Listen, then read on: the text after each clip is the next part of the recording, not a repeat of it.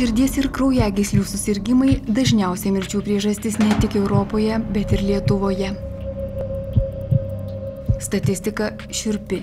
Širdies ir kraujagyslių ligos nebesirenka sergančiųjų nei pagal amžių, nei pagal socialinį sluoksnį. Aterosklerozė, infarktas, insultas, padidėjęs cholesterolis šiandien prilygsta epidemijai. O šios ligos atakuoja vis jaunesnius žmonės. Net 55% mirčių mūsų šalyje sukelia širdies ir kraujagyslių ligos. Tai vidutiniškai 6% daugiau nei kitose kartu su Lietuva į Europos Sąjungą įstojusiose šalyse. 52 šalyse atliktas tyrimas Intergat ir jis parodė, kad tradicinė aterosklerozės rizikos faktoriai, veiksniai visame pasaulyje sudaro dydžią apie 90% rizikos dalį. Svarbiausias rizikos veiksnys šiame tyrime tai sutrikusi riebalų apykaita.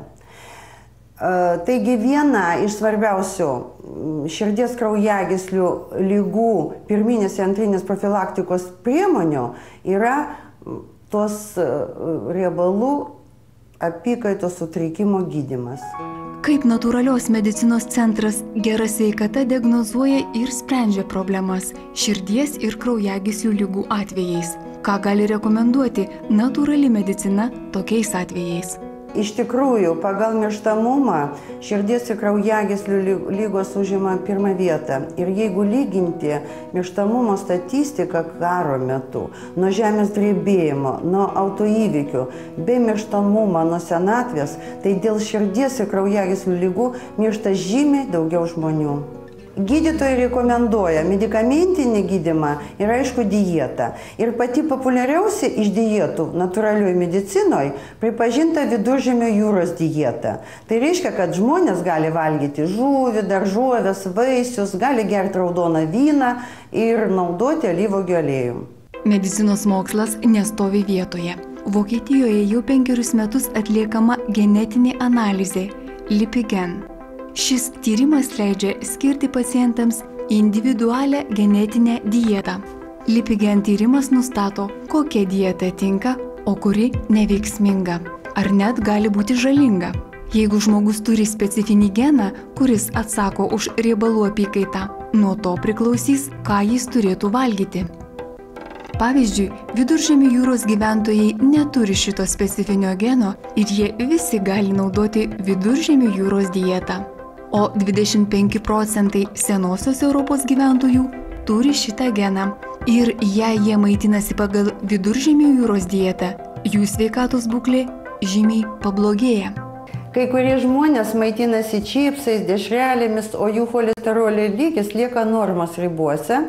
Yra daug žmonių su antsvoriu sergančių diabetu, o kiti nutukėliai sveiki. Kodėl taip yra? Naujas genetinis mūsų tyrimas Lipigen padeda surasti to priežastį. O priežastis aiški. Kiekvienas žmogus yra skirtingas ir kiekvienas organizmas skirtingai dirba. Kiekvieno organizmo medžiagų apykaita yra absoliučiai individuali. Genetinio tyrimo tikslas – tai pakeisti mitybos įprotį, o jis priklauso nuo mūsų genų. Ir be tokios analizės Lipigen mes negalim tiksliai pasakyti, ar galima, ar nenaudinga vartoti alyvuogių aliejų, žuvų taukus su omega 3. Lipigen, tas mūsų tyrimas genetinis, parodo mūsų stipriausias ir silpniausias vietas. Ir jis labai padeda valdyti mūsų rizikos faktorius. Žmogui gali atrodyti, kad jis maitinasi sveikai, vartoja vitaminus, žuvies taukus ir panašiai. O iš tikrųjų tai jam yra nuodas, o ne vaistas, todėl kad genetiškai tie produktai jam netinka. Gavus atsakymą iš Vokietijos natūralios medicinos centro Gera sveikata medikai skiria pacientui mitybos rekomendacijas ir pastovią kontrolę. Ir labai džiugu, kad mes pirmieji ir vieninteliai Lietuvoje atliekame šitą tyrimą.